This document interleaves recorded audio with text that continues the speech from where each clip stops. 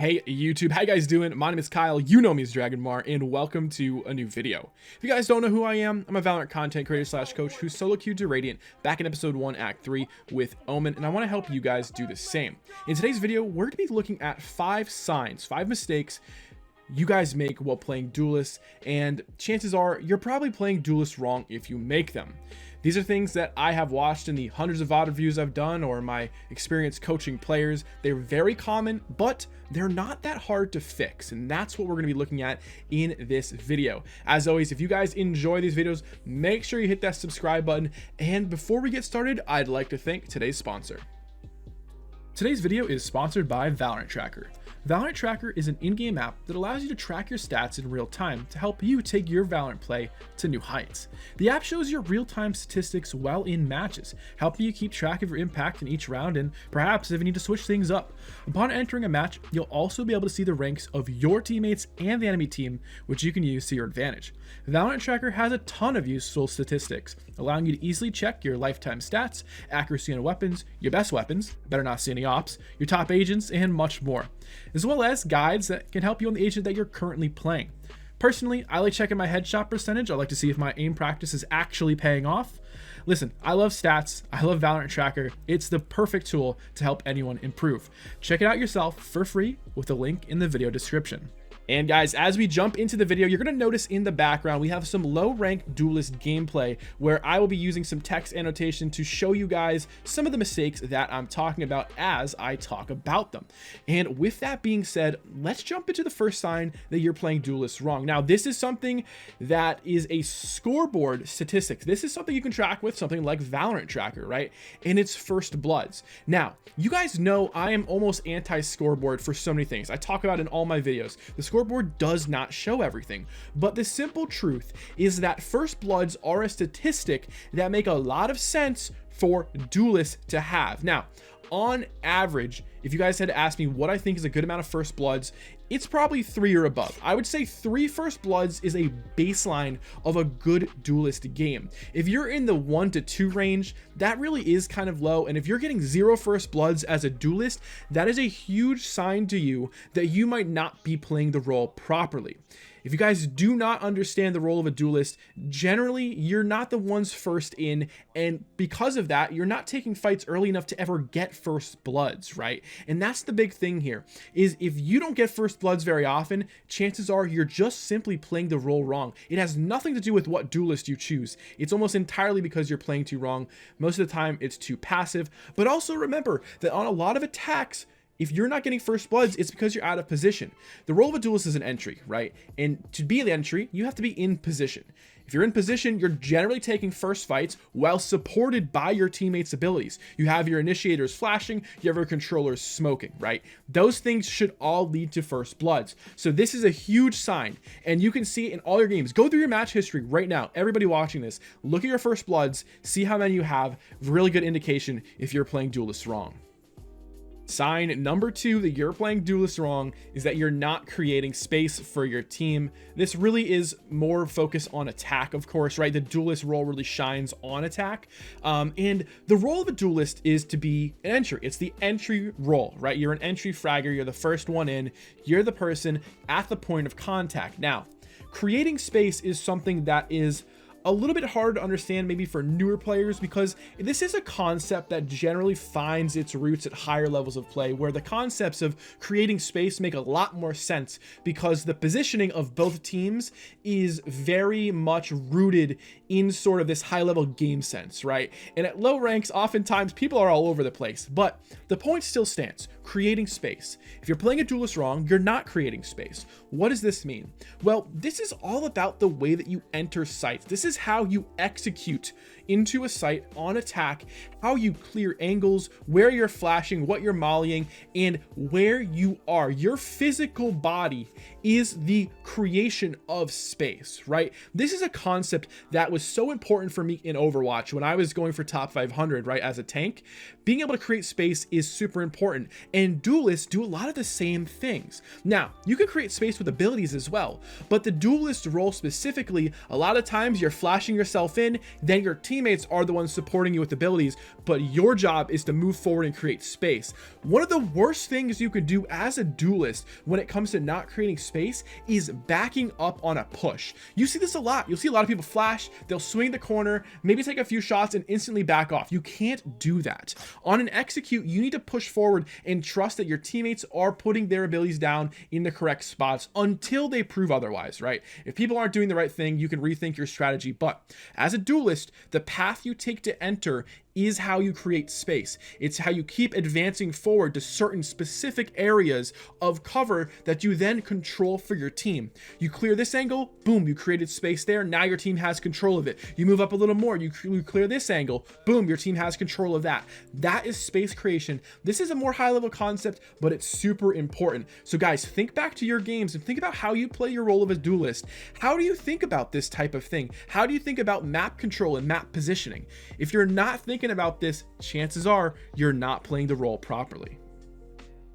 Sign number 3, one of my personal favorites to talk about, is lurking, specifically on attack. Listen guys, a lot of you out there think that you're like the next whatever and you're just gonna flank the enemy team over and over. You're gonna get these insane 3Ks, these perfect timings, you're gonna get backstabs with your knives. Stop doing it. Please stop doing it. Listen to me. Your job as an attacker, as a duelist in particular, you're playing entry like I've been talking about. That's your role. You do not lurk. You do not need to lurk, right? The only time that I would find a duelist lurking is if we were able to take like site control because something else happened and I wasn't needed on site, right? If somehow a site was open for free, then I can see the point of a lurking duelist. But for the most part, your job is to be up there. Your job is to be creating space, to be flashing, to take, you know, these aim duels and to really put pressure on those defenders that are playing on site. Your job is not to be lurking. So if you are somebody who likes lurking, you need to be looking at other roles, because I don't really think it's fitting the role of a duelist, right? You're not opening up sites if you're across the map, you know, going on a flank. And yes, the flank might still be pretty decent, right? No one's saying flanking isn't bad or lurking isn't bad. No, lurking can be pretty good. It just needs to be done in the right situations with the right agents. Now, what agents might you ask, or what role? Realistically, it's probably sentinels. Once that sentinel has placed down something for the flank, then they can kind of go lurk, and that's really what they're good at. That's kind of like what a Cypher would do, for example. Cypher was really good at lurking when he was still played in the meta. Rest in peace, Cypher. Hello, Chamber. That's not the job of a Jet or a Phoenix or a Reyna. You guys need to be entering into sites. So if you are lurking, that's a huge sign that you're playing Duelist wrong.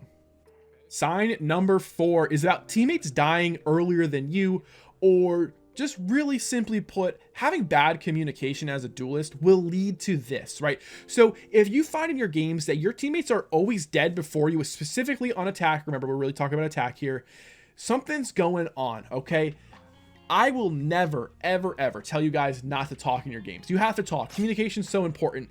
I cannot tell you the games that I've been playing recently where my team and me are just in sync, talking a lot. I went on a huge winning streak today. Communication was a huge part of that. So listen, if your teammates are dying before you as a duelist, what does this mean? Well, think about it. Why would your team be dying before you? Maybe they're taking early fights that they shouldn't, or perhaps, are you not in the right position to be supporting these people and to be taking the fights as the duelist in that role of an entry, and then they feel forced to do it with suboptimal kits? Remember, duelists are created to entry. That's why you have flashes. That's why you have movement abilities. That's why you have mollies, to clear things out, to flash them, to apply pressure as your teammates smoke or flash for you, cover certain angles, right? That is how a team functions. So if your teammates are always dying, there is a possibility they're making horrible plays, right? And that's totally fine. But if you guys are entering into a site together and your teammates are dying before you, you need to work on that communication. You got to make sure they understand that you're the one that needs to go in first and they need to support you, okay? This shouldn't be happening that often. Sometimes someone will be holding an angle, an enemy will hit a really good shot. That's not what I'm talking about. What I'm talking about is when you're prepared to execute on a site and your teammates are dead before you. Chances are your positioning is the problem and you're not actually entering properly. And really, what is the case? It's probably communication. You're not communicating what you're doing. You might be sitting at a corner ready to enter into site, and you're thinking, hey, my team is going to tell me when we're ready to go in. They might smoke or flash before you're ready. Suddenly you're not ready to peek a corner. Your teammates entering from another side of sight. They go in before you. They're dead. Bad comms, teammates dying before you should not be happening. You should at least, this is the silver line here, you need to at least make contact with the enemy, then your teammates can die, because that's kind of on them at that point. Once you make that first contact, you've essentially done part of that role of an entry. But if you're not making first contact and your teammates are dying every time, something horrible is happening with your role or with your communication with your team, right? Sometimes it's their fault, but remember, you can still communicate with them and you can play a big role in fixing those problems. And finally, sign number 5 that you're playing Duelist wrong is that you're dying without trades, okay? This is really, really important. This is probably the most important sign that I'm gonna say, and it's a huge mistake. It's a massive mistake, because the entire point of your role is not just to get entry kills, right? You're not just the entry fragger, you're the entry. And what does that mean? You're opening up these sites, you're creating space for your team, you're getting your teammates in. So, sometimes the role of a duelist does not even lead to a single kill. I know, it's crazy to think about, but I'm serious. Think about a jet dashing in with a smoke. That jet dashing in creates crossfires, opens up the site, creates space for her teammates, and forces reactions from the enemy team. That jet hasn't even shot a bullet. That, my friends, is what it means to be an entry. Now, if you're going in, your teammates aren't trading you, and you're also not getting kills, that's very bad, okay? But the key here is that if you find yourself going in as a duelist and nobody trades you out, there's a few things probably happening. First and foremost, your positioning is very poor, right? If you're dying without a trade, you're probably going too far too fast. That's the key. Speed is very important here. And what could lead to you going too fast, you might ask? Well, not checking your minimap. Listen, the minimap is one of the most important tools you have in Valorant. This is something that comes as you increase your game sense, as you increase the time you've played this game. The minimap just becomes a part of your brain. You understand it without even really paying attention to it. It's always there, it's always helping you, but you're never super focused on it. When you enter as a duelist, you need to check where your teammates are. You have to know where they are, because if you're dying without trades, they're probably not in a position to support you. And then what does that kind of all come back to? Bad teamwork and bad communication, right? If you're going in, you communicate that. You say, hey, I'm pushing in 3 seconds, or hey, push it right now, swing in the corner, flashing now, whatever it is, you need to communicate with your team. Because even if they bait you, as long as they get that trade, you've done your job by entering, creating space, and you're playing your role properly. If you're dying without trades, that space is then denied. There's no more space for your team when that's created, and suddenly your team is in a disadvantage and they're down a duelist.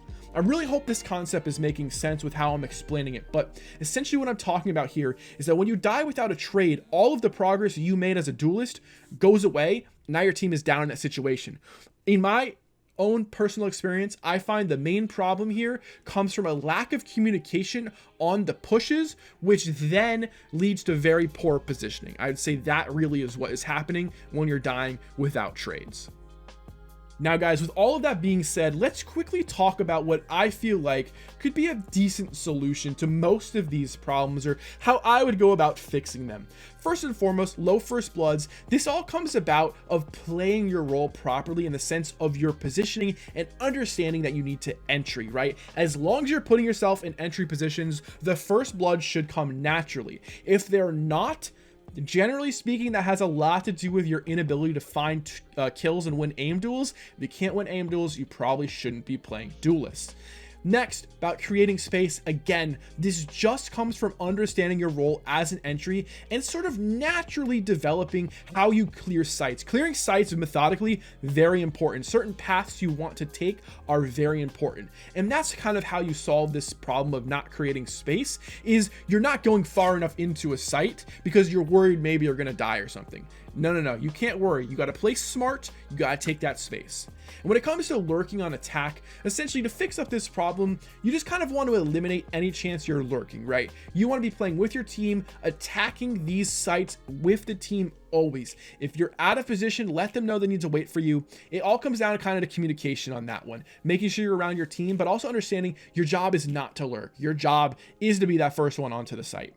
And then when it comes to teammates dying before you, this is all communication. Same with dying without trades. A lot of that's communication, but at the same time, you guys need to be checking your minimap in both of these situations, right? To fix these problems, you got to understand where your teammates are. I know it's annoying because you can't just rely on yourself, but it's a team game. You have to focus on your teammates. So really checking that minimap and good communication are the keys to solving almost any problem as a duelist. I know it's simple. I know it sounds dumb, but I can assure you, I have coached enough players, I have watched enough VODs, I know how this works. You're not communicating properly, and you do not know where your teammates are in relation to you, and that is why you're either being too aggressive or too passive when you shouldn't be. And that, my friends, is how you can fix all of those problems. Thanks so much for watching, guys. I really hope you enjoyed the video, and thanks again to Valorant Tracker for sponsoring this video. I will see you next time. Take it easy, and peace.